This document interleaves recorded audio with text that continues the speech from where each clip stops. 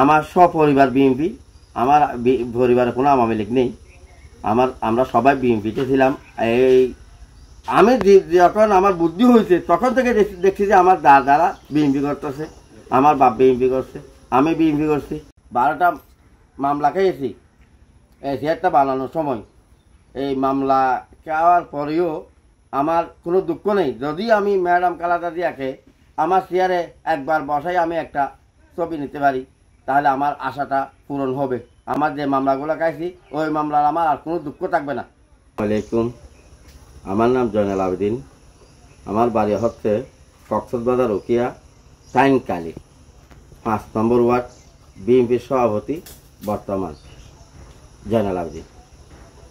আমি এই যে চেয়ার যেটা ধরছি, এই চেয়ারটা বড় চেয়ারটা আমি আমার ম্যাডাম খালেদা জিয়াকে উপহার দেওয়ার জন্য আমি দীর্ঘদিন বাসায় রেখে এটা আজকে দেওয়ার জন্য তৈরি করছি।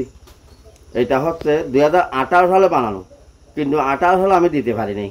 যার কারণে এটা যদি আমি দিতে গেলে আমার এই বানার পর আমি 12টা মামলা খেয়েছি, দিতে গেলে এই চেয়ারটা ওখানে যাওয়া যাইতো না। ওই চেয়ারটা বাইরে ফেলতো, হয়তো আমিও অনেক লাঞ্ছিত হইতাম। যার কারণে আমি ওই চেয়ারটা এখন দিতে পারি নাই। এখন দেওয়ার সুযোগ হয়েছে। এখন দেওয়ার জন্য আমি বান্ডিশ কইরা এই ক্লিয়ার কইরা, এখানে আরও কিছু কাজ আছে, এখানে ব্যাটের কিছু কাজ আছে, ওইটাও করবো ইনশাল্লাহ। করার পরে দিয়ে দেবো। আশা করি আগামী মাসে আমি এই চেয়ারটা এই ঢাকা ম্যাডাম খালেদা জিয়ার বাসায় নেওয়ার জন্য ইচ্ছা পোষণ করছি। আমি বিএনপিতে রাজনীতি করছি। আমি একদম ছোটকাল